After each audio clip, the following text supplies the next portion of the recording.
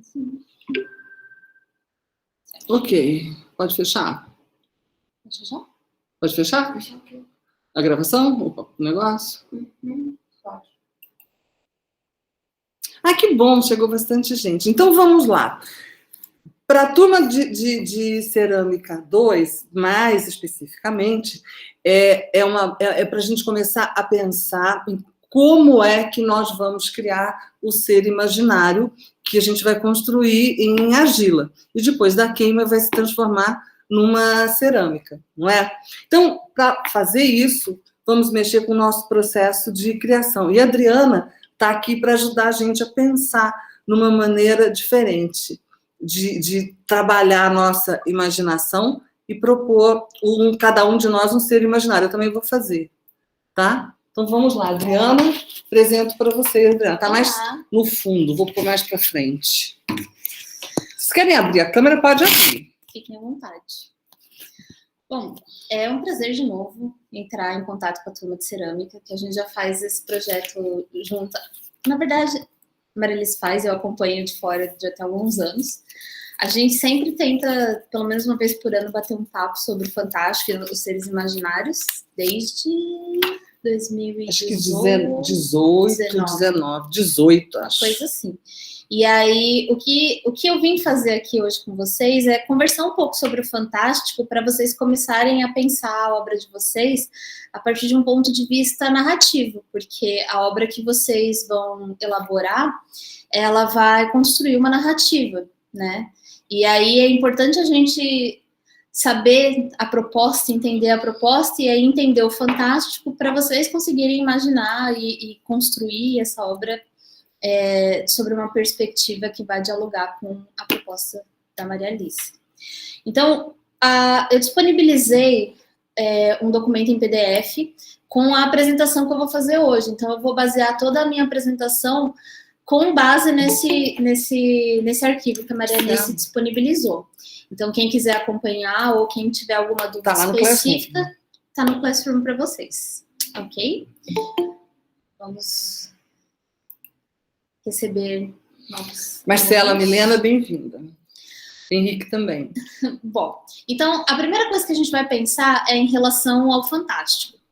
O fantástico, na verdade, ele vem da literatura, é uma discussão que começa na literatura, e aí os outros teóricos que foram desenvolvendo o diálogo do fantástico entenderam isso como uma narrativa de um campo estético. Então, você consegue identificar o fantástico em outras coisas que não só a literatura.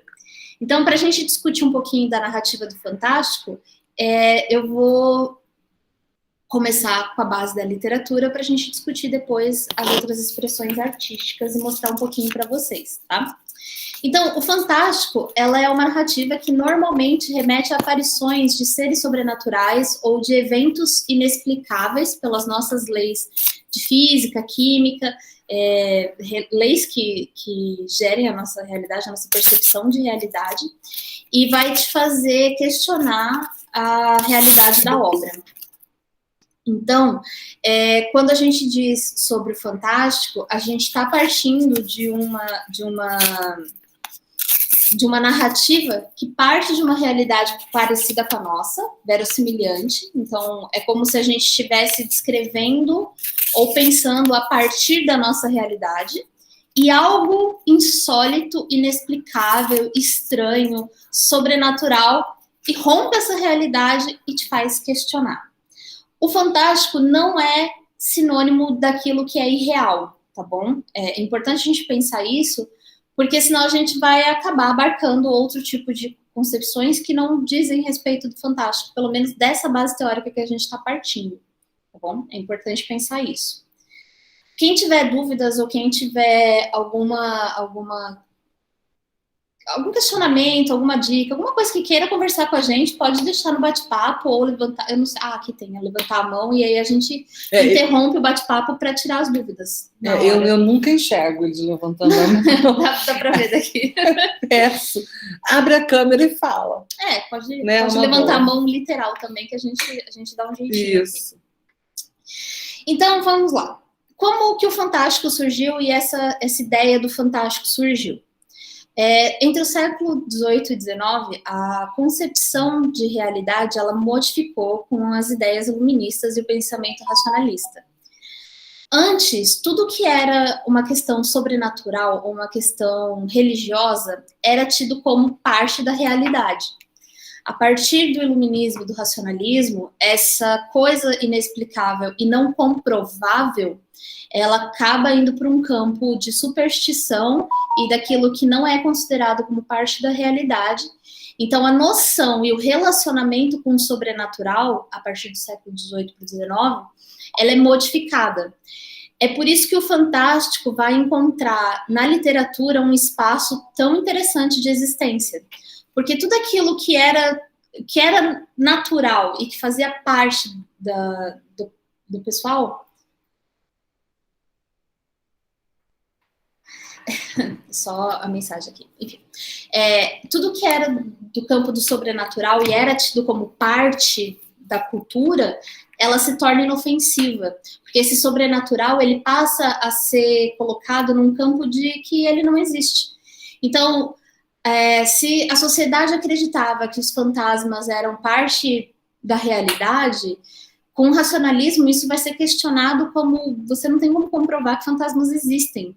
Então, você acaba transformando isso, que é inexplicável, para a superstição, para a história, para o campo ficcional. É por isso que o fantástico ele vai acabar encontrando na literatura um espaço de existência, porque é uma ficção, né? Elementos do que a gente acaba considerando como fantástico, você vai encontrar em literatura muito antiga. Por exemplo, Homero, a Bíblia tem muita coisa fantástica. Se você não pegar sob um ponto de vista religioso, tem muita coisa fantástica na Bíblia, né? Criaturas surgindo, pessoas transformando em sal, enfim, muitas coisas, demônios também, que na literatura fantástica se encontra muito. Só que o que a gente precisa pensar em relação ao fantástico, novamente, é a base de realidade do que você está lendo. Então, Senhor dos Anéis, por exemplo, ele é uma fantasia, mas ele não é fantástico. Porque ele tem um universo próprio, ele tem as regras de existência própria, criaturas próprias. Por exemplo, um elfo pula pedras em movimento sem a força da gravidade, né? Pensando no filme, não sei se tem essa cena no livro, mas assim, a nossa realidade, primeiro que não existe um elfo, né? Não existe a criatura elfo. Segundo que, provavelmente, se você tentar pular uma pedra em queda, você vai cair junto com a pedra, você não vai conseguir escalar essa pedra. Então, assim, se for um universo com leis próprias, provavelmente é fantasia. Em alguns casos, ficção científica, mas não é um universo fantástico, porque o fantástico ele depende da nossa realidade, das nossas leis de funcionamento, para aquilo que é inexplicável surgir. Para aquilo ser insólito, né? Sim, não ser fazer insólito. Parte, mas... Exatamente, exatamente. Então, historicamente, aquilo que a gente vai tratar como fantástico, ele vai surgir na Europa, entre o século XVIII e XIX, com a mudança de pensamento da sociedade, né, com o racionalismo, com o iluminismo, e isso vai refletir a forma como o fantástico é compreendido, né, como sobrenatural, como o inexplicável é compreendido pelos sujeitos. Ok? Então... durante esse período, o romance gótico ele vai resgatar concepções folclóricas, né? Tipo, ele vai revisitar o folclore europeu e colocar essas histórias em castelos, colocar essas histórias em lugares assombrados. Ele vai revisitar toda aquela questão folclórica e colocar o sobrenatural.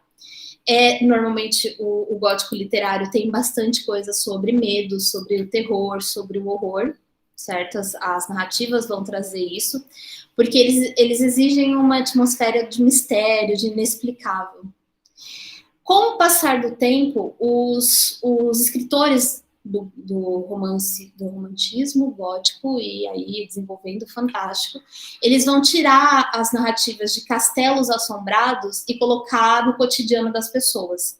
Então ele vai aproximar a realidade do leitor na narrativa e transformar aquele cotidiano em fantástico, né? E colocando um sobrenatural, colocando uma coisa uma coisa inexplicável, na verdade, né?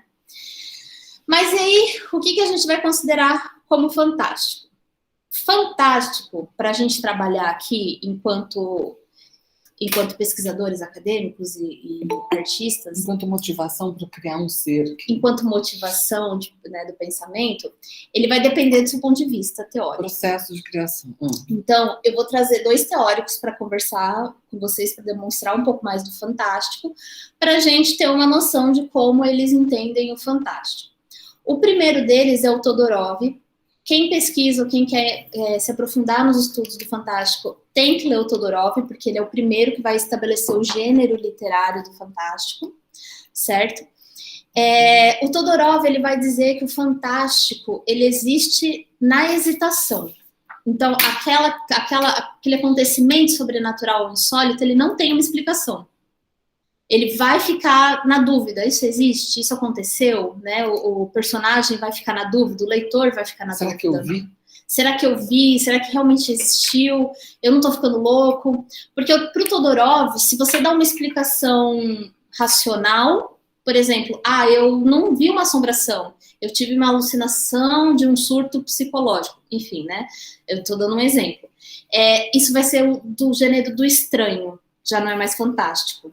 Se você der uma justificativa realmente sobrenatural ou que não se adeque à nossa realidade, ele já é um elemento mágico, então ele já vai considerado gênero maravilhoso. O Todorov, que ele era um estruturalista, então para ele tinha gêneros bem definidinhos, tá? E tanto que tem uma discussão sobre como o Todorov acaba restringido, porque se você explica que aquela criatura que apareceu é realmente uma criatura, um vampiro, por exemplo, já não é fantástico, porque você não tem mais a hesitação. Nesse ponto, o Todorov vai dizer que Drácula não é fantástico, mas Drácula é como se fosse um dos ícones da literatura fantástica. Mas só para explicar para vocês como o Todorov vê o fantástico, tá? O Todorov, ele vai dizer que o fantástico ele vai nascer na linguagem, porque enquanto fantástico, enquanto sobrenatural, enquanto sólido, aquilo não existe. Se não existe, você não tem aquela versão na realidade. Você tem que criar aquilo de alguma forma. E você cria isso a partir da linguagem. Para o Todorov vai ser a linguagem da escrita, né? Mas aqui para a gente, a nossa expressão artística vai ser outra. A linguagem das formas. Que é a linguagem das formas. Né? Então, assim, ainda assim, você está criando isso através de uma linguagem. Eu gosto de pensar, nesse caso, em a gente construir uma narrativa mesmo para vocês criarem essa criatura insólita. Esse é o processo de criação. O material podia ser a cerâmica, podia ser a pintura, podia ser qual fosse, né? O objetivo nosso aqui é com a argila que vai acontecer, mas o principal disso tudo, o grande momento, é o processo de criação. Não importa o material. E eu acho que pensar uma narrativa para sua criatura vai ajudar muito você a imaginar. Isso aí a gente está adiantando um pouquinho, mas ainda assim, a criatura fantástica, né? O fantástico, ele não necessariamente tem uma forma ou tem uma explicação. Como vocês vão criar essa forma, vocês vão acabar pensando a narrativa mais redondinha, né? No caso, você vai ver uma forma visual daquilo. Vai se tornar material. Sim, sim. E nesse sentido, a narrativa eu vou bater muito na tecla da narrativa, porque eu acho que vai ajudar muito vocês a pensarem o seu ser imaginário. Qual é a história que esse ser tá contando, entende? Da onde ele surgiu, como ele surgiu, o que ele faz. Isso ajuda vocês a imaginarem a parte da forma, né? A parte do que vocês vão construir. A Kaylee? É Kaylee? Kelly. Oi, desculpa. Não, pegando isso que você está falando, não sei se vai ajudar o pessoal. Quando eu criei o meu ser imaginário, o meu ser imaginário vive no meu ateliê, o Calu. Então, ele vivia aqui pelo ateliê, comendo os restos de tecido, de manta, tanto que ele ficou gordinho por causa disso. E ele é apaixonado por plantas. E hoje, o meu Calu, ele vive embaixo do meu pé de manacá da serra. Porque o manacá morreu e o Calu ficou sentido. E aí ele foi morar no pé da manacá da serra e ela ressurgiu, ela reviveu e ela está linda. E ele está lá. E vai e volta, ele entra no meu ateliê para comer os pedacinhos de pano, porque ele adora, ele é viciado nos restos de tecido. Mas hoje ele mora no meu pé de árvore lá, manacá da serra. Essa é a narrativa desse ser imaginário. É isso que eu gostaria que vocês não necessariamente escrevessem. Vocês não precisam escrever isso como parte do seu processo de criação. Se quiserem, eu acho que contribui bastante. Mas não precisa. Mas é interessante você pensar essa história do seu ser. Eles vão escrever a história de cada um do seu ser. Vai? Como ele surgiu. Então, por isso, porque aí dá para a gente compreender esse processo de criação, como é construído, como eu construo essas imagens, esse caminho que vai adquirir forma através da argila, enfim. Mas como eu construí isso? Como é que eu concebi este ser? Então é isso aí, gente. Vocês vão ter que pensar mesmo na narrativa dos seus personagens, dos seus seres. Voltando aqui um pouquinho, né, na apresentação e para ver se auxilia vocês, o Todorov vai dizer que o fantástico ele tem uma função social, tem em algum sentido uma função social, porque o fantástico do século XVIII e XIX ele também servia para falar daquilo que era um tabu social. Quando o Todorov vai estabelecer quais são os temas que o Fantástico trabalha, um dos temas por exemplo, sobre questões que você não falava abertamente em sociedade. Então, por exemplo, amor com pessoas do mesmo sexo, poliamor, né, traição, o fato da mulher ser uma mulher que não era submissa, então você vê muito o papel da mulher como um demônio nas narrativas do século XIX, a mulher que era uma tentação para o homem, entende? Você utiliza o fantástico não necessariamente, não como uma metáfora, mas para você ter espaço de fala daquilo que você não costuma falar. Mais para frente eu vou mostrar, a gente tem a apresentação aqui, então eu consigo mostrar para vocês. Mas um dos seres imaginários da exposição, se eu não me engano, era baseado em remédios, né? Tinha até o nome de um remédio, se não me engano. Tinha, não lembro. Eu não lembro qual era, eu acho que ele não tá nas fotos que eu separei, porque eu não achei muitas fotos.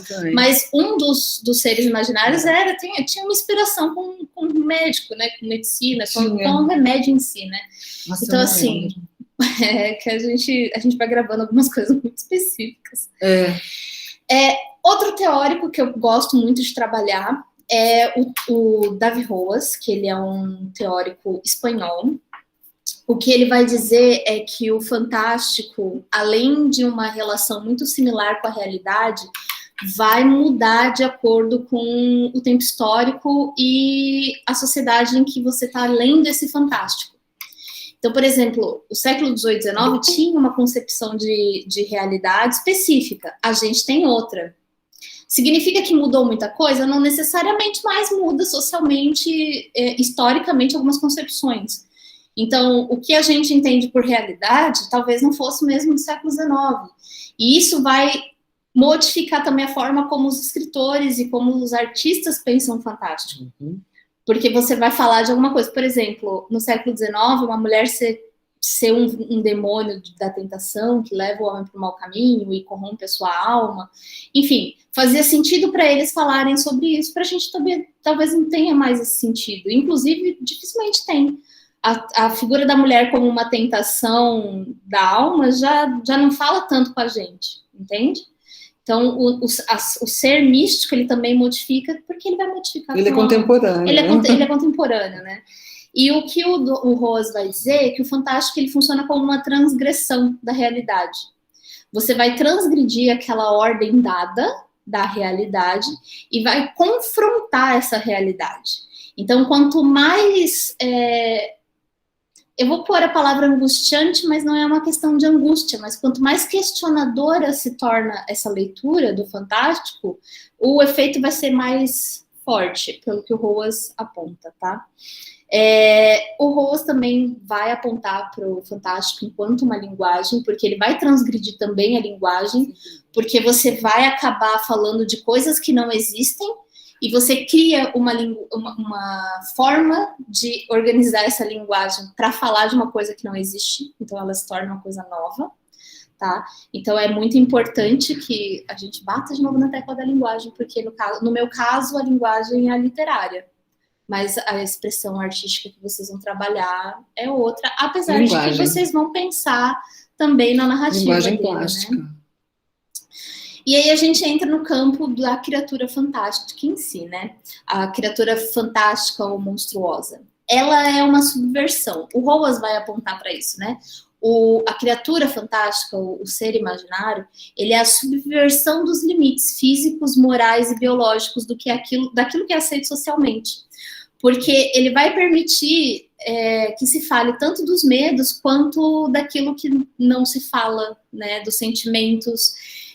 Você coloca aquele monstro até mesmo como uma representação dos medos, né?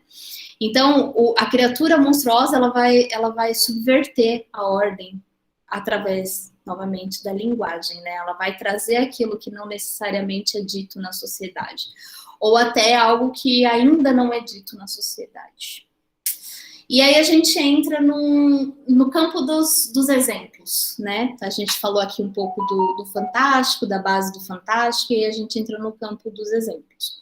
Jorge Luiz Borges tem um livro chamado Livros dos Seres Imaginários, que foi publicado em 57, com o nome de Manual de Zoologia Fantástica, tendo sido expandido em 67, depois em 69. Ele reúne 116 criaturas que resgata seres imaginários, tanto da mitologia, de lendas, de folclore, quanto de escritores, como Kafka, o Edgar Allan Poe, o Shakespeare, o Homero. É uma compilação enciclopédia de entes estranhos, ou seres imaginários, né, criados pela imaginação do homem ao longo do tempo e do espaço. Eles têm gostado para eles.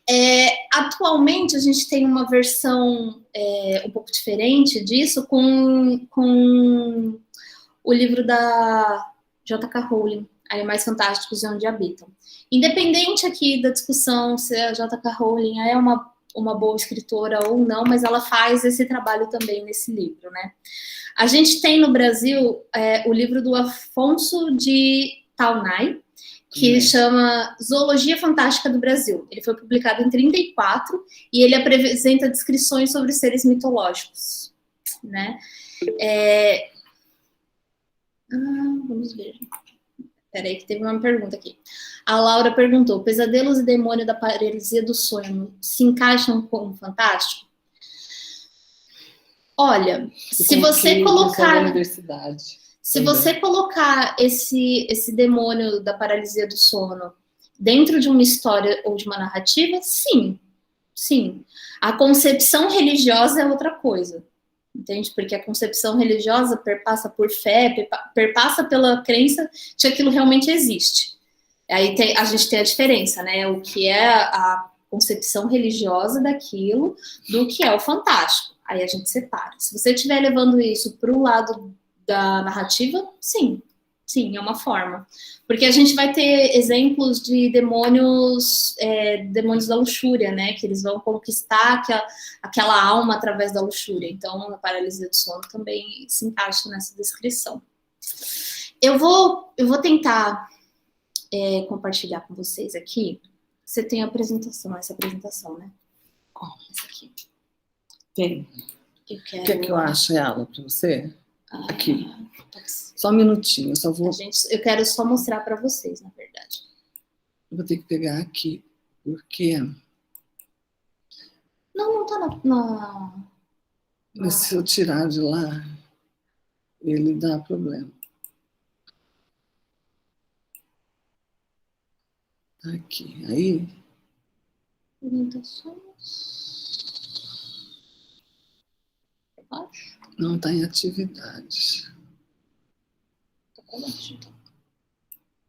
O problema é enxergar. Tá aqui.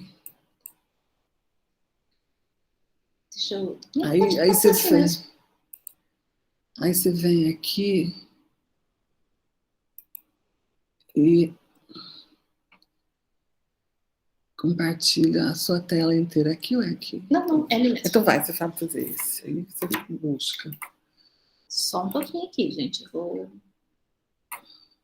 mostrar aqui para vocês. Estão vendo? Vocês estão conseguindo enxergar a tela? Eu mudei a tela também. Assim mesmo. Sim. Tá. A gente fez a exposição Nossos Seres Imaginários num evento que eu elaborei em 2019. Foi em 2019, a gente fez a exposição. E eu perdi um monte de foto. Eu também perdi, por isso tem pouco aqui na apresentação. Estava tudo guardado no telefone. A Débora tem. Então, aqui, ó. Nossos Seres Imaginários é uma exposição que a gente fez dentro do evento. Não consigo aumentar? Eu não consigo aumentar? Aí não. Ai, que triste, mas tá bom. O meu eu consigo, eu não sei como é que você montou isso, você usou Foi o PDF. Ah, tá, eu faço no... E aí a gente fez, vou explicar. O Expressões do Fantástico foi um evento que eu elaborei na época do meu mestrado. Eu fui defender o mestrado, eu pesquiso literatura fantástica já desde 2013, e o mestrado eu fui defender em 2019. Quando veio para fazer, uma das pessoas da minha banca, o professor Enéas, ele tem uma exposição sobre literatura fantástica brasileira, que ele fez um apanhado histórico da literatura fantástica brasileira. E aí eu pensei, por que não trazer para a gente, já que ele já vai vir para cá, a gente faz um evento. A princípio, a ideia era fazer um evento dentro da faculdade, mas por N situações, que não cabe ao caso agora. A gente acabou fazendo no MIS, e aí eu queria ampliar para, né, tornar mais abrangente por expressões do Fantástico. Então nós tivemos a mostra com as obras dos alunos, e nós tivemos também uma exposição de literatura e outra de cinema com bate-papo, né? Eu não lembro quem deu, acho que foi você que deu a ideia, né? Para cada um desenhar o seu próprio ser imaginário. Então a gente pegou uma parede. As pessoas chegaram, a gente estava montando, as pessoas chegavam, queriam mexer, queriam fazer alguma coisa. E as paredes estavam cinza. Eles tinham recém-pintado a parede. Eu corri para comprar giz, que não saía. Que é essa parte farelo. Aqui, ó, desenha aqui seu ser imaginário. E essas paredes do MIS inteiras ficaram desenhadas, porque todo mundo chegou e desenhou, até sua mãe. Sim, a gente teve saci, teve algumas criaturas identificáveis, mas teve outras que não, entende? Que foi... Cada um desenhou o que quis. Aqui atrás também. Aí atrás nós começamos para ver se o pessoal se animava, legal, mas não precisava, porque eles já estavam...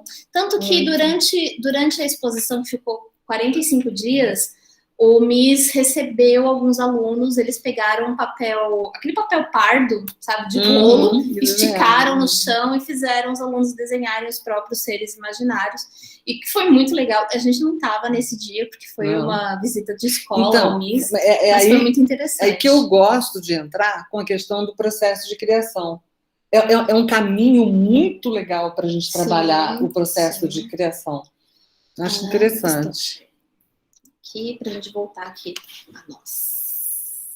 Eu estou do lado, não precisa muito eu. Não, no caso do demônio seria só assombração mesmo, nada com religião. Então, sim, qualquer assombração que você colocar numa realidade próxima à nossa é fantástico. Não, a hesitação é muito do Todorov. Você tem que manter a hesitação para o Todorov, mas para os outros teóricos você não precisa manter. Então, você pode descrever aquela criatura, ou o que ela faz, ou o que aconteceu, não necessariamente precisa manter o mistério, sabe? O mistério ele acaba se tornando parte, mas não necessariamente. Sexta-feira agora, vou contar, porque também envolve essa parte da criação da narrativa, né? Eu fui fazer uma oficina com os internos da UNEI. São menores infratores que ficam temporariamente na instituição. E aí a gente foi fazer uma oficina de escrita literária, né? A gente foi fazer mesmo para eles escreverem. E aí é muito interessante porque um deles imaginou como uma pessoa mesmo, né? Uma mulher assombrada. Outro não explica o que ataca ele, né? Porque a gente pediu todos para fazerem em primeira pessoa a narrativa. Então, o narrador não explica o que ataca ele, mas ele diz que aquela coisa que ataca ele está envolvida com uma menina e uma mulher. O outro simplesmente descreveu uma sombra, sem dizer o que era, mas era uma sombra com garras, e o outro nem explica, porque ele só ouve vozes. Essa mesma oficina, a primeira vez que eu dei essa oficina foi em Corumbá, agora o Festival da América Latina. Isso, o nome me escapa. E aí uma das alunas que participou, ela começou a descrever ela andando, né, o narrador andando, e ouvindo muitas vozes, muitas vozes, e aí ela foi ficando angustiada, e aí ela vira, e aí no que ela vira, ela grita pro nada quem que tá falando, e ela só ouve uma frase, seu futuro. Enfim, acaba a narrativa. Tem essa construção, né, do não identificar o que está ali de sobrenatural, mas tem a descrição em si. Há uns anos atrás, eu escrevi um conto baseado na ponte da Federal. Eu estudei na Federal durante muito tempo, ainda gosto muito de lá. A maioria não conhece ainda. Vocês não conhecem a Federal? Então, alguns não. Vou contar. Na Federal tem umas reservas naturais, e uma delas tem perto do Lago do Amor, tem uma pontezinha de madeira muito da safada. Na minha época era muito da safada, que tipo assim, as tábuas eram soltas, tinha um buraco entre as tábuas, e embaixo tinha um riozinho, muita mata ao redor, e às vezes você encontrava um jacaré por lá. É isso que tem na Federal. O jacaré pegou o moço. O jacaré pegou o moço no Lago do Amor essa semana, inclusive. E aí, um dia eu precisei chegar às 8 horas da manhã, numa chuva e uma neblina estranha, e eu tinha que passar por aquela ponte, passei, mas isso me rendeu um conto que uma criatura aparece na ponte e some com a narradora, e o que eu descrevi foi uma névoa, né? Não tem um corpo, é uma névoa. Mas eu fiz essa mesma experiência na primeira vez que a gente fez esse bate-papo com o pessoal que estava, né, na plateia, e fui descrevendo uma criatura enquanto um dos alunos desenhava atrás. E aí eu comecei a descrever. Não, mas você encontra uma criatura pequena num canto, e olhos brilhantes, e pelo fofinho, e de repente... Eu não sei onde eu tenho essa foto, mas eu acho que eu tenho só a foto, inclusive. E aí eu fui descrevendo esse mesmo acontecimento na ponte, mas fui dando mais detalhes, e o aluno desenhou no fundo, e a gente discutiu sobre isso. É uma criatura fantástica, né? Ele está se formando. E aí é nisso que a gente estava dialogando sobre, por exemplo, narrativa. Você criar uma narrativa para embasar ou para te ajudar a pensar na sua criatura fantástica é uma boa. E as suas palavras, aí vem o Cassi, as suas palavras traduzem as imagens de alguma maneira. Ele foi fazendo o desenho a partir disso, né? Dessa tradução que ele fez. Eu estou aqui procurando a foto para ver se eu consigo mostrar para vocês, tá, gente? É por isso que eu estou olhando aqui para baixo, mas a gente está aqui conversando. Sabia que tinha. Eu não sei se vocês vão conseguir enxergar, mas a gente espera que sim. Você tem. Deixa eu abrir ela aqui. Nossa, eu já não tinha mais esse. Eu só tenho porque tem no meu Instagram, tá, gente? Essa daqui é a criatura fantástica que a gente... Dá pra ver ela aí, gente? Que a gente foi descrevendo. E aí eu fui contando a história da ponte e fui pedindo pro aluno desenhar. Oi, o Chinchilla que desenhou? Foi. Eu sabia que ele tinha um nome diferente. Como é que é o primeiro nome dele? Eu sei o sobrenome. Eu só lembro dessa parte. Enfim. Francisco? Isso. Tá. E foi isso, a gente foi falando e foi criando. É da turma da Kelly. do ano que vem. E aí a gente estava discutindo, quando a gente veio montar a apresentação, eu mostrei para Maria Alice e a gente foi discutindo sobre a questão da narrativa desse ser imaginário, que não é uma criatura irreal ou uma criatura fantástica, como, por exemplo, no Animais Fantásticos e Onde Habitam. Você parte da sua realidade, da nossa realidade, para pensar esse ser imaginário, para que ele seja do fantástico. Não é um ser imaginário qualquer, entende? Eu expliquei aqui para vocês como que é a concepção do fantástico, para vocês pensarem o seu ser imaginário a partir dessa perspectiva. Não é só uma imaginação, entende? Não é uma criatura imaginada. Sob a ótica do fantástico. Sim. Então, imagina que a obra de vocês vai irromper, por exemplo, no meio do pátio da universidade. Ou no meio da sua aula, ou no meio da cidade, entende? Vai sair dessa tela de aula home office, aula online, né? De repente, eu tenho até medo. E aqui eu faço um convite para vocês, se vocês estiverem interessados. Eu faço parte do NAFTA, que é um grupo de extensão organizado pelo professor Fábio Dobacho, que foi o meu orientador na UEMS. Hoje em dia, meu orientador é o professor Ramiro, da Federal.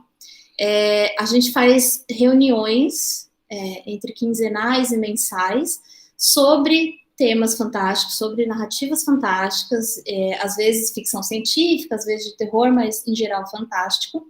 E a gente abriu uma antologia, abriu um espaço de antologia para publicar obras com o tema do insólito e a pandemia. O único pedido que a gente faz é que a pessoa seja ou da comunidade da UEMS, já que o grupo é da UEMS, né? Nesse caso eu tenho que explicar por que só da UEMS, ou participar de uma das nossas reuniões. Esse ano a gente tem mais uma reunião que vai ser dia 25 de novembro. Normalmente acontece online, aliás, só acontece online e acontece às 5 horas da tarde do horário de Campo Grande. Das 5 às 6, mais ou menos. E aí, se vocês quiserem, por exemplo, ter um norte para pensar, é claro que eu já sei que eu concordo com a Maria Alice de vocês terem liberdade criativa para pensarem os seres fantásticos de vocês de qualquer parâmetro. Mas se vocês quiserem uma ideia ou uma proposta de pensar o insólito e a pandemia, por exemplo, e construir essa narrativa, porque a nossa antologia, ela também aceita ilustração. Ela aceita ilustração, desenho artístico, da forma como você constrói o seu desenho gráfico, né? Enfim. E pode ser fotografia também. Então, por exemplo, nosso projeto fica aberto até 15 de dezembro. Não sei se a sua disciplina vai até o dia 4 de dezembro, 7 de dezembro encerra tudo. A queima vai ser feita antes? Vai ser feita antes. Porque qualquer coisa vocês poderiam fotografar o ser fantástico de vocês com esse tema de insólito, quem resolver fazer nesse tema, e participar da antologia também, né? Legal. Uma forma de vocês publicarem e vocês encontrarem um espaço de expressão da arte de vocês. A gente não vai ter tão cedo uma nova exposição. As peças desse ano, eles ainda, acho que eu já comentei com a turma de Cerâmica 2, eu pretendo fazer uma exposição, vai ser uma exposição pequena no ano que vem, se for só com eles, porque são poucos alunos, né? Mas a gente vai abrir o presencial num espaço X com uma amostra dos seres imaginários deles. Legal. Só dessa produção dessa turma. Isso é muito interessante, Olha, gente, as primeiras expressões do Fantástico, que foi presencial, foi uma experiência maravilhosa. Todo mundo adorou os seres imaginários. Todo mundo que conversava comigo sobre isso falava sobre os seres imaginários. Todo mundo queria desenhar na parede. Sim, e também queria colocar a mão na obra. E queria pegar na cerâmica, velho. Queria colocar a mão na obra. E a gente tinha um outro planejamento de apresentação, né? Colocar uma coisa meio sombreada, mas eles ficaram muito à vista, né? Porque não tinha iluminação específica. Não deu para contextualizar, para criar mas um clima. Mas ficou muito interessante mesmo daquela forma. Porque foram seres, assim, muito coloridos, né? Muito... É legal você ver a reação dos leitores, né? Sim. As pessoas ficarem enlouquecidas, porque parecia uma coisa muito simples, muito óbvia, e ao mesmo tempo muito sofisticada a pensar, exatamente, né? Na questão do insólito. E agora eu vou abrir para questões, se alguém tiver alguma dúvida, se alguém quiser conversar ou alguma coisa não ficou muito clara sobre o que eu expliquei do Fantástico, ou se vocês quiserem discutir alguma coisa em específico, por favor. Não precisa abrir a câmera quem não quiser, mas se quiser escrever, a gente fala a sua pergunta também. Vamos lá, gente, participem conosco. A gente está aqui conversando, mas a gente conversa isso mesmo sem a câmera. A gente passa horas conversando sobre isso. Então, a gente está aqui querendo dialogar com vocês. Nenhuma dúvida. Nenhuma dúvida. Laís, se você quiser falar, pode falar. Diga, Laís. Oi, professora, oi, tudo bem? Oi. Eu queria perguntar, eu tenho um ser imaginário que eu tô criando desde que eu me entendo por gente, assim, pequena, que é um ser que eu sempre tive muito contato. Eu vi quando eu era pequena, nos meus sonhos, né? E eu queria saber se eu podia botar isso em prática, finalmente desenhar ele, produzir cerâmica, ou se tem que ser algo criado agora.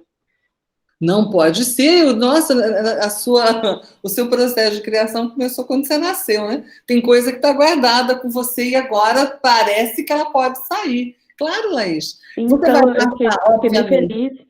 Você vai desenhar, enfim, você vai entender essa forma e vai trabalhar depois com o volume. Então, vai sair do plano para o espaço, porque essa figura é tridimensional. E também não é muito grande, tá? Vocês viram o tamanho das peças. Sim.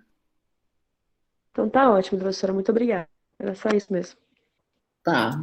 Na exposição tinha algumas peças que eram desse tamanho assim, né? Bem pequenininhas. Tinha umas peças maiores. Mas, assim, é como se eu ainda não tivesse... não é coragem, mas eu ainda não tivesse o jeito de falar mais alto. Então, as peças nascem pequenas. E aí a gente vai construindo esse caminho e elas vão crescendo. Sabe? É mais ou menos... tipo um bolo. É mais ou menos assim que as coisas vão acontecendo. Mas alguém quer perguntar alguma coisa? Pode ser da parte teórica, que me cabe, ou da parte técnica, que cabe para a professora também. Não. Um dia eu vou construir meu ser imaginário também.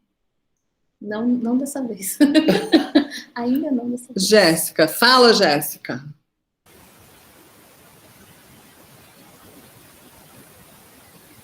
Vai escrever se está sem som? Eu vou perguntar justamente para o que precisa ser grande. Vai lá. Não tem problema, Jéssica. Você escreve, eu pergunto. A Laura perguntou se... Ela ia perguntar justamente se precisa ser grande a peça. Não, se vocês darem uma olhada na postagem que eu fiz do PowerPoint, dos slides, lá eu coloco a peça ou dentro de um cubo ou dentro de uma esfera, digamos assim, a forma básica, que pode ser a peça esculpida ali dentro, só para entender tamanho, né? 20 de diâmetro, não é grande, é uma peça menor, assim. Não estou me vendo, não adianta fazer isso. É uns 20 de diâmetro, altura, largura, é uma coisa, não é grande, é uma coisa menor. Não é um pequenininho, assim, né? Mas é uma pecinha aqui, ó. Ó, uma mão aberta, bem aberta, ó. É isso. Deixa eu dar exemplo da mão aqui. Minha mão é pequena, tá, gente? Não é uma peça muito grande. Eu acho que é o primeiro passo de vocês, que não é um exercício, é só a proposta que eu dei, mas é uma peça autoral, então é a primeira peça. Vocês vão trabalhar com os processos técnicos que vocês conhecem para criar esse ser imaginário, tirar do imaginário esse ser. Então, não precisa ser muito grande. O que importa é a gente visualizar a forma que ele ficou. Então, ele é menor, assim, não precisa ser muito grande, não. Até porque ele tem que estar seco até metade, um pouco mais, né, do mês que vem, para a gente poder queimar. É importante pensar que não vai fazer algo plano, né? Então não é uma placa. Né? Não é uma placa. Uma placa faria... Quem poderia fazer uma placa, ou quem poderia utilizar a mesma proposta, é o pessoal de Cerâmica 1, na atividade nova que a gente está entrando, que é a última. Eles vão desenhar, vão fazer mantas, peças planas, então eles podem desenhar os seres, pensar, enfim, nessas peças. Mas isso eu converso com... Na sexta-feira eu vou encontrar com eles e vou puxar. Quarto encontro com o pessoal de Cerâmica 2 na oficina. Jéssica, você falou que seu microfone está ruim, pode escrever que a gente pergunta. Eu repito sua pergunta e a gente responde. Fica à vontade. Às vezes não dá para eles. Eles usam 2 equipamentos. Um dá a imagem, o outro dá o som, né? Então eles... Mas Isso tranquilo. acontece também comigo. Prof, que horas que vai ser na quarta? Laura, lá para as 8h30, 9h. Eu também coloquei o horário lá na postagem. Eu coloquei um documento lá com o horário e a maneira de você embalar as peças para levar. Da manhã, né? Da manhã, de manhã. Da noite eu não vou lá, porque aí eu vou encontrar os seres. Inspiração para os seres imaginários, porque se eu pensar em alguma coisa assustadora. Quando a gente começou a conversar sobre uma exposição dos seres, eu lembro que a gente estava conversando uma intervenção de pôr as peças no bloco de artes, de colocar ele no meio do mato, colocar ele perto das árvores, espalhar e tudo mais. E aí eu acho também essa uma proposta muito legal de se pensar. Mas qual é o problema dela? Não é que é problema. Não pensar a infraestrutura sim. de ter quem tome conta, quem, sabe? Lá no MIS foi maravilhoso, porque era um lugar que tinha gente que tomava conta. Sim, as obras eu chegou a assumir peça de aluno em exposição dentro do bloco na universidade. Aí é chato, né? Não, mas eu acho interessante não a proposta de intervenção em si, mas você pensar o seu ser para uma proposta, por exemplo, como essa. Porque a minha primeira ideia enlouquecida era fazer, acho que a Kelly lembra disso, é alguma coisa de fazer uma exposição, é uma interferência no espaço, naquele bar que a gente tinha, que era o Parques. Sim. O Parques é naquela ruazinha. Então, ele tem um rio ali que corre, ele tem mata, ele tem... Assim, era coisa meio... Tem árvore, daria para pendurar. Então, quer dizer... Se fechou, né? Pois é. Aí mas também a ideia era... Assim, eu tô dando aqui... Eu acho que vocês precisam pensar por vocês. Mas eu sei que algumas vezes, algumas ideias podem auxiliar. Então, por exemplo, eu propor para vocês Insólito e Pandemia, por exemplo, é uma ideia de onde vocês podem pensar a narrativa de vocês para pensar a sua criatura. Ou então, a intervenção na faculdade, por exemplo. Então, eu estou dando ideias soltas aqui para se vocês quiserem acompanhar.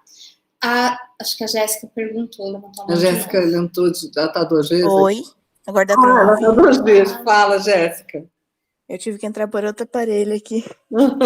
Tá, já conheço. Mas eu acho que não é uma dúvida, é só para comentar mesmo que, tipo, quando pensando nessa história de ser imaginário, né?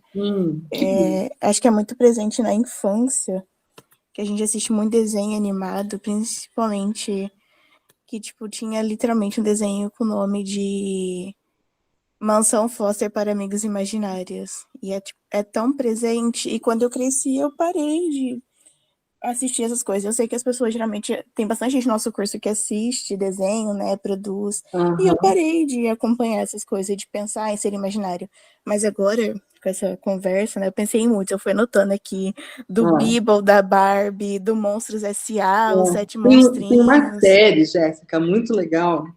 Eu tô anotando tudo aqui, porque... Normal. Eu tenho só uma questão, por exemplo, com Monstros S.A., eu coloco ali, mas eu sei que ele vai dar. Quando você pensa da perspectiva da criança, é fantástico, porque a criança está na própria realidade. O universo do Monstros S.A., ele já é uma fantasia, entendeu? Porque ele já tem uma regra própria, tudo funciona. É um mundo, como se fosse um mundo comum. Sim. E outra coisa que eu pensei, que você falou que estuda, né, o seres de 2013 e tudo mais. E quando a gente está pensando aqui em artes plásticas, que a gente vai ter que moldar o ser, aí a gente pensa numa coisa mais performática, né? Um rosto, uma estrutura de um corpo. Mas na narrativa se encaixa na personalidade, né? Que daí tem outros filmes e outras referências que eu tô anotando aqui, que tem um que é tipo...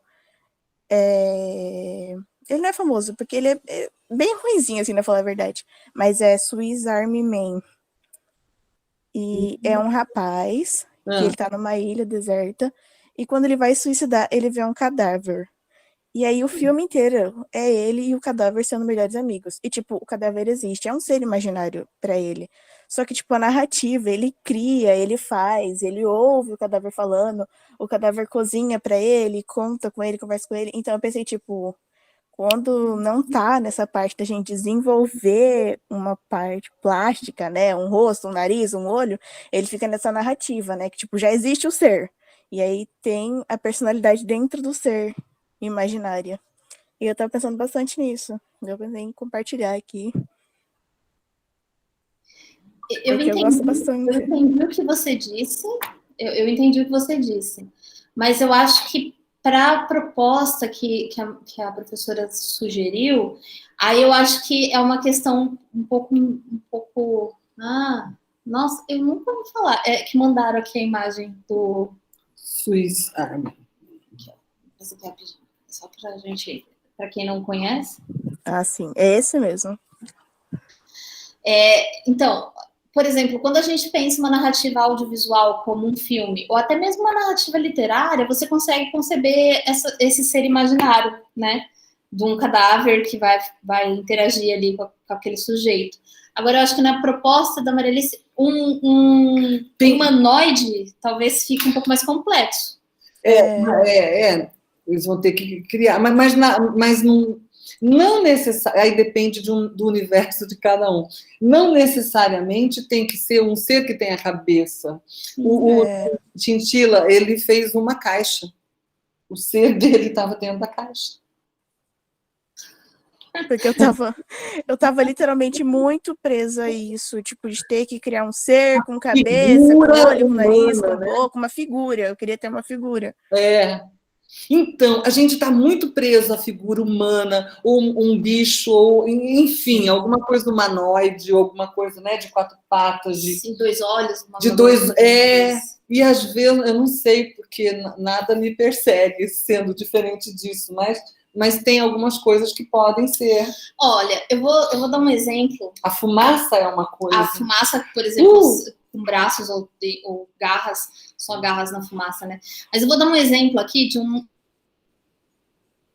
Tá? E eu não vou falar do texto, eu vou só destacar a criatura. Eu criei para esse texto alguns demônios específicos, né? Porque lida com demônios, enfim. A bola do Wilson não é, não. A bola do Wilson? Eu não sei. Eu acho que a bola do Wilson é um objeto oh, meu Deus do céu.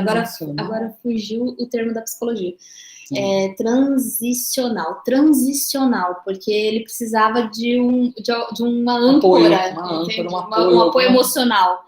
Então, eu acho que ele não entra em criatura fantástica, até porque aquela bola não tinha uma reação. Ele sabia que aquilo era inanimado. Uhum. Agora, se ele imaginasse a bola, por exemplo, quicando, falando com ele, talvez, mas no caso só da bola dele, não. Mas voltando a bola, no caso do meu demônio, porque inclusive ele é esférico, né? Para esse demônio, eu imaginei uma gosma com vários orifícios. Nenhum orifício tem um olho, nenhum orifício tem uma boca, mas ele, por esses orifícios, sai como se fosse um resquício de alguma meleca mal cheirosa. Não chega a ser um flubber. Não chega a ser um flubber. E ele se move com o movimento. Então, tipo, ele percebe o movimento. É o seu ser. É um ser, entende? E para, por exemplo, conseguir destruir esse ser, você tem que acertar um orifício específico, porque são vários orifícios, né? Uhum. E tem que ser um muito específico. Nossa, muito legal, tô gostando. Obrigada, Henrique. E, assim, é um demônio específico que eu criei para essa narrativa, né? E ele não tem uma forma humanoide, não tem olho, não tem boca, ele só tem orifícios. É insólito. É insólito. Exatamente. É difícil sair do insólito, sair para o fantástico, é difícil a gente pensar. É um exercício muito legal, por isso que vocês vão fazer isso. É que quando a gente fala do fantástico e dos seres, a gente acaba ancorando a imagem em uma imagem já existente. Então, por exemplo, o vampiro é um humano, né? Que nós temos configurações. Fantasma é muito humano, difícil no processo todo de criação sair das configurações. São imagens que já estabelecem as formas das coisas. A proposta, por exemplo, do Roas falar que a criatura ela vai transgredir a linguagem é porque vai falar de uma coisa que não existe. Você vai criar isso através da sua linguagem. Então, às vezes, óbvio que tem uma proximidade com o que a gente já considera algumas criaturas, né? Tipo, fantasma, que é um humano, vampiro, que é um humano, lobisomem, que é um animal, né? Tipo, nos seres fantásticos onde habitam, em geral, a aparência daqueles animais eram identificáveis com criaturas místicas. Mas ele não né? mostrava tudo. Depende Aquela malinha, assim, ela ficava... Tinha coisa ali... Ali estava, acho que o fantasma... Sabe? Você ficar esperando o que será que é, ou ficar imaginando... É que aí a gente entra numa discussão se Harry Potter é fantástico. Aí já é outra questão que a gente não vai interpretar aqui. Mas, assim, a criatura fantástica, ela tinha base visível, né? Sim. Tipo, era a Fênix... Era o hipogrifo, entende? Tipo, tem uma identificação com algo que a gente consegue puxar para nossa já imaginação estabelecida. Mas tem um episódio da Rua Normal, não sei se vocês conhecem essa série. 3 amigos que moram numa cidade, tem uma rua que chama-se Rua Normal. Tudo é meio insólito ali. As coisas acontecem. É uma série bem antiga e tem coisas que acontecem assim, você não vê. E a coisa age. Mas eles têm ideia de um formato, de alguma, e a coisa age, é muito legal. Eu vou ver qual que é o episódio. A Marcela falou aqui, também tem um filme chamado A Viagem de Chihiro, que é uma animação japonesa, muitos seres ali não têm formas humanas e não são definidas. A Viagem de Chihiro não é daquele, como é que é o nome dele? Do estúdio Ghibli? Do Ghibli. Aí entra uma questão interessante que a gente estava discutindo de novo sobre da onde você está partindo para pensar o seu ser imaginário. Eu não assisti A Viagem de Chihiro inteiro, não estou fazendo uma análise desse filme, tá bom? Vamos deixar assim para não correr em erros aqui. Se ela tá em um universo fantástico, e aí eu tô pensando em vários animes que partem mais ou menos desse pressuposto também. Essas criaturas estão nesse universo fantástico, então não é fantástico. Faz sentido? É uma fantasia, só né? É fantástico porque não está no universo fantástico. Só é fantástico do jeito que a gente está discutindo fantástico se ele parte da nossa realidade. As leis da física que vão nortear a sua perspectiva é como se a sua criatura fantástica que você vai criar saísse da nossa realidade. Se você imagina isso já num outro nível de existência, né, enfim, já não é fantástico. A Laís aqui, o Labirinto do Fauno pode ser considerado fantástico, os seres dali e tudo mais? Então, eu considero que sim, porque o Labirinto do Fauno, a menina entra num labirinto que tem criaturas, mas aquele labirinto está colocado dentro da realidade dela. Mesmo que a realidade seja o século XVIII, ainda é a realidade, entende? É isso que eu quero. Falou no Fantástico, me vem isso. Me vem, assim, o Labirinto do Fauno é uma coisa que eu... A Marcela levantou a mão. Marcela já fez o Ser Imaginário. Eu fiz já. Mas eu trouxe esse filme, ele não parte da nossa realidade, porque é outra cultura, né? Tipo, tá do outro lado do mundo. Ele é muito mais da cultura japonesa no quesito da morte, outro mundo, sabe? Mas eu trouxe ele para trazer a ideia, porque muita gente tem essa fixação, né, de tem que ter alguma coisa humana, mas não precisa. Pode ser um ser que vive na floresta, que foi meu projeto, né? Ele não tinha uma forma definida, ele era como se fosse um fungo que vivesse na floresta e tinha só uma boca enorme, porque eu gosto de boca, eu acho que é muito interessante, mas ele era um ser que não tinha forma, não tinha braço, não tinha nada. Exato, então, as pessoas são mais ou menos isso. Eu só quero complementar o que a Marcela falou, porque a gente está falando da nossa realidade. Mas a cultura é outra, mas é ainda a nossa realidade. A gente, óbvio, vai perpassar mesmo a nossa visão pela nossa cultura, porque a gente está estabelecido nessa cultura. Mas isso vem de observação, porque uma vez eu perguntei para o meu professor, para o meu orientador, inclusive, falando sobre como estudar o fantástico, por exemplo, do fantástico oriental, que é muito diferente do fantástico europeu. Porque quando eu começo a falar do jeito que eu falei para vocês, a nossa perspectiva do que a gente está estudando, ele vem da mudança de pensamento europeia do século XVIII, XIX. Então, o fantástico que a gente costuma estudar, ele é eurocêntrico, né? Ele não é aquele advindo da cultura oriental. E aí, o Fábio, meu ex-orientador, continua sendo meu orientador, porque vou encher o saco dele pro resto da vida dele, né? Faz parte.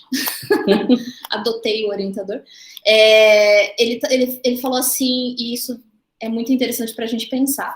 A questão do fantástico ele vai transgredir uma realidade dada.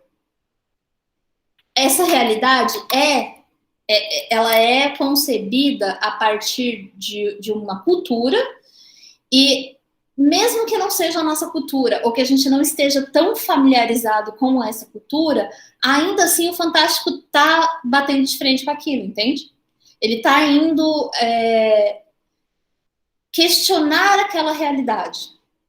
Então, as criaturas místicas orientais, por exemplo, elas são diferentes, claro, porque a cultura oriental é diferente, mas a partir do momento que aquela obra vai dar uma realidade dada, que, né, parte de uma concepção real, do real, né, verossimilhante do nosso real, e o fantástico vai romper ali, ele tem um mecanismo similar, entende? Uhum. Mesmo que a gente não esteja acostumado com essa cultura. É por isso que eu falei, eu não vi A Viagem de Chihiro, eu não sei como que é a história. Eu não sei se aquela criança, porque eu sei que é uma menina, né? Eu não sei se ela entra num universo paralelo, ou se ela tá na própria realidade que ela convive, né? Que ela vive. Ela entra em outras realidades, não é? No universo paralelo. Tudo... Esse universo paralelo, ele não é fantástico, entende? A criatura tem que estar na nossa realidade. É claro que você pode encontrar algumas leituras do fantástico que essas realidades paralelas podem adequar ao fantástico que a gente está discutindo. Tipo, por isso que eu falei, Harry Potter é considerado fantástico? Tem várias discussões que dizem que sim, tem outras que dizem que não. Mas para a gente ter um norte mais... menos amplo, né, até para a gente conseguir pensar o projeto, entenda que o seu ser fantástico ele vai sair dessa nossa realidade, né, da nossa realidade, da nossa ordem dada aqui, porque aí você vai conseguir pensar melhor e não imaginar, por exemplo, um elfo na Terra, eu esqueci, na Terra-média, né, Senhor dos Anéis na Terra-média. Aí a Yolanda fez uma pergunta. Tem um anime chamado Jujutsu Kaisen, falei certo? Não sei. Que são criaturas que nascem dos sentimentos dos humanos. Normalmente os seres são humanoides, só que não são todas as pessoas que vêm. Seria fantástico? Sim. A concepção do ser fantástico independe se ele está na nossa realidade, a forma como ele surgiu, se for do sentimento de um ser humano ou se foi, sei lá, ele importa que ele surgiu, né? Ele surgiu de alguma forma. E, inclusive, é difícil a gente encontrar histórias de origem de seres fantásticos, né? Tipo, ele surgiu assim. Normalmente ele é dado, ele existe ali, é diferente. O Saci surgiu ali? Então, tem histórias de como o Saci surgiu. Mas quando a gente conversa do Saci em geral, a gente tem o Saci como uma criatura que existe, né? Tipo a caipora, na verdade, a caipora. Acho que a caipora a gente consegue pensar mais nisso. A caipora, como que nasceu a caipora? Da onde que nasceu a caipora? A gente normalmente não pensa da onde nasceu. Quem criou a primeira caipora? Ela tá lá, entende? Então eu acho que o seu anime, se ele partir de uma sociedade... não, mas os folclores, os mitos e folclores, eles são bem fantásticos, assim, a gente consegue fazer bastante diálogo com ele. Só um pouquinho aqui. Eu te faço uma pergunta, Yolanda. Essa história, ela se passa como? No Japão do século XXI, no Japão do século de alguma coisa? Esse país aí, não sei. Porque se for um universo... De novo, eu tô batendo nessa tecla da realidade, dos outros universos, não porque você não pode ler o Fantástico como um universo paralelo. Pode. Mas para vocês pensarem a obra de vocês e a proposta de vocês, vamos simplificar um pouquinho. Para a gente não abrir todas as opções de teorias do Fantástico e manter algumas mais específicas em mente. Então, uma história que eu não considero fantástica, por exemplo, é no Yasha. Esse plot de anime que é alguém que é da nossa realidade viaja para uma outra realidade ou para um tempo passado, onde criaturas existiram. Aí eu vou citar os velhos, porque eu não assisto mais anime novo. Mas tem Fujigyugi, tem no Yasha, eu não considero fantástico. Mesmo sabendo que, na verdade, ela viaja para o passado, né? Isso eu já não sei, mas essa turma conhece. Mas cabe a discussão. O fantástico, e, de novo, gente, o fantástico, ele depende muito da teoria que você pegar. Se você pegar o Todorov, por exemplo, Drácula não é fantástico, Drácula é maravilhoso. Porque não tem a hesitação, não tem o mistério. Você sabe que o Drácula é um vampiro, ponto. Ele é uma criatura sobrenatural. Então, já não é fantástico. Se você pegar o Roas, às vezes o sobrenatural nem precisa existir na narrativa. Às vezes, só de você questionar e transgredir e ter uma coisa diferente ali, sobrenatural, já tá lá, já é fantástico, entendeu? Então, assim, depende muito da do linha teórica, entendeu? Do que diz. Eu trabalho com Todorov e eu trabalho com Roas. O Todorov porque é o básico, todo mundo que estuda o fantástico acaba passando pelo Todorov, e o Roas porque eu me sinto mais... É uma teoria que eu me adequei melhor. Quem tiver o interesse de estudar mais o fantástico e quiser ter um panorama de todas as teorias que você pode encontrar, tem um livro da Ana Maria Camarani. A gente pode, depois eu coloco para eles no Class com essas Camarani, referências. Ela fez um compêndio, e inclusive você não encontra o físico, você só encontra o e-book, então é muito bom, dá para disponibilizar para vocês. Que ela vai pegar desde gente antes do Todorov, ou seja, antes da estruturação do gênero, até depois com contemporâneos, né? É o Felipe Furtado, se não me engano, que é um português. Tem um professor também, o Flávio Garcia, se não me engano, o sobrenome dele é Garcia, que é da UFRJ. Então, assim, ela vai pegando vários, e ela vai pegando vários mesmo, e vai dando um panorama. O fantástico tem vários pontos de vista, mas o que a gente está propondo para vocês, enquanto neste projeto, é esse que fica entre o Roas e o Todorov. Então, você precisa partir dessa nossa realidade para pensar a sua narrativa. Exatamente. A sua narrativa, ela é verossimilhante com a nossa realidade, ou seja, ela é similar à nossa realidade, entende? Para você irromper com a sua criatura dentro dessa realidade. Faz sentido, gente? Vocês pegaram essa parte?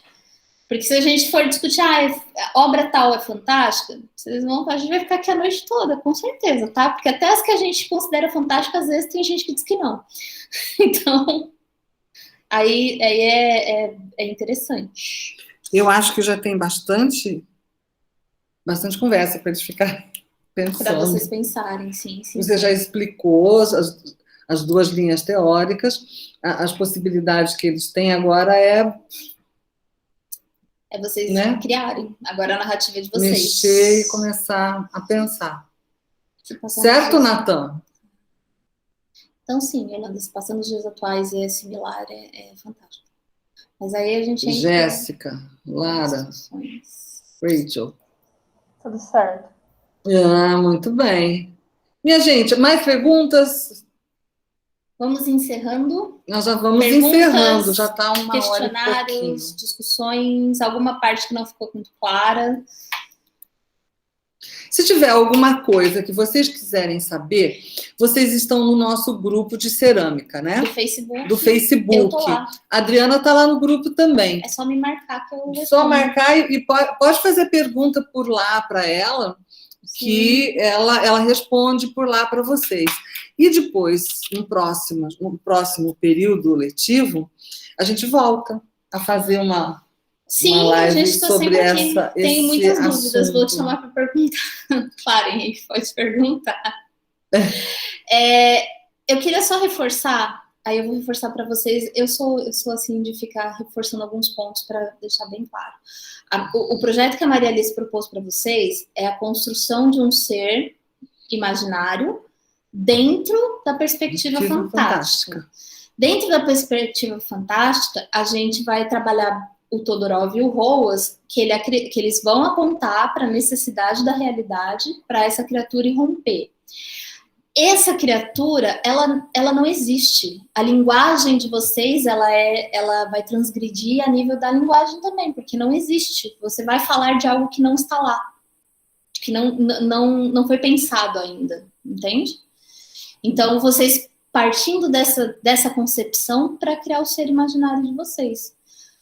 Isso significa que vocês não vão pensar, e aí eu vou reforçar o não vão pensar um ser imaginário que ficaria maravilhoso no universo de J.K. Rowling em Animais Fantásticos e Onde Habitam. Não é assim que eu quero que vocês pensem, e provavelmente não é também. Assim não é para vocês pensarem, por exemplo, dentro de uma perspectiva que o seu animal fantástico ficaria maravilhoso dentro de uma mitologia. Não é assim também. Entende? A gente está destacando os nãos para vocês pensarem como criar e narrar e construir o seu ser imaginário. Okay? É um bom trabalho. É maravilhoso, eu adoro esse projeto, eu apoio e eu incentivo esse projeto todos os anos. Porque foi muito bom esse projeto, de repente, a gente está sempre junto, mas de repente a gente conversou a respeito, né? Sim. Acho que você veio com a ideia e eu falei, vamos. Já estava rolando. A gente ainda tinha, antes da pandemia, uma proposta de grupo de extensão, lembra?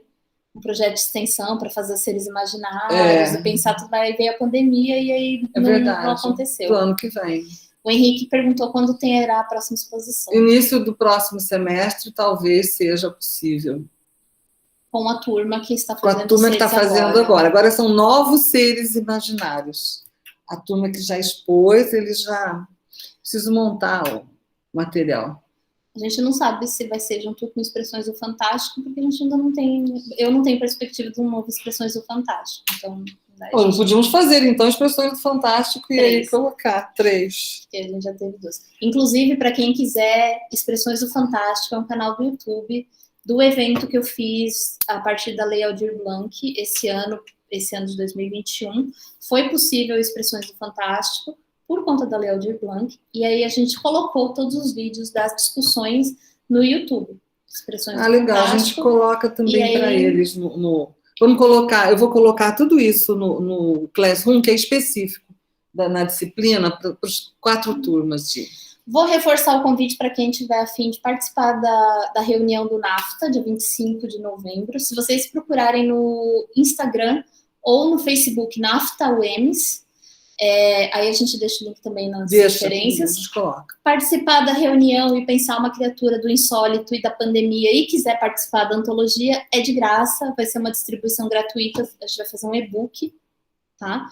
Com ISBN, tudo bonitinho, para quem gosta dessa parte de publicação e comprovação das publicações. Pode ser trabalho gráfico, pode ser uma narrativa, se vocês quiserem construir uma narrativa escrita do seu ser e mandar pra gente, tá bom? Aí lá tem todas as informações, eu deixo o convite para vocês. Deixa para o Henrique. É muito interessante. Ser comedor de resíduos sólidos. É o Wally. É quase um Wally. Minha gente, muito obrigada. Muito obrigada. Na sexta e na quarta, a gente se encontra. Quaisquer dúvidas, aproveitem os grupos que a gente tem juntos e vocês colocam lá as questões, tá bom? Muito prazer, sempre um prazer participar. A Raquel perguntou. Fala, Raquel. Diga, Raquel. Professora, a entrega das peças, das máscaras, é depois de amanhã, certo? Quarta-feira. Ok. Tá lá na oficina. Eu vou estar lá esperando vocês com café. Coisa boa. Né? Então tá, porque a gente vai se conhecer, né, Raquel?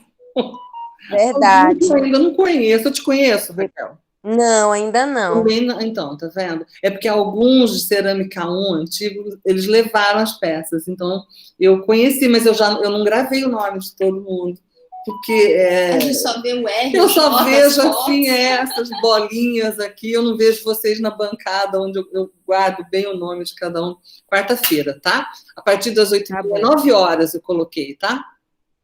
Tá bom, professora. Obrigada. Vocês sabem onde é a oficina. Eu coloquei lá um roteiro para chegar, embaixo da rampa, que dá acesso ao Morenão. Certo. Tá? É bem embaixo. Agora eles fizeram um parque da ciência, bem do lado da nossa sala. Onde, do Moreira? demoliram de um lado, agora do outro puseram uns brinquedos, umas coisas lá da ciência. Você colocou a rota na parte das instruções, logo embaixo, quando você Coloquei. era pra gente. Isso, entra lá pelo antigo Autocine e vai lá para baixo da rampa do Morenão. Tá bom? Tá bom. Obrigada. Tá, gente, obrigada. Até mais. Depois eu coloco o vídeo, tá? Tchau, tchau. E as referências.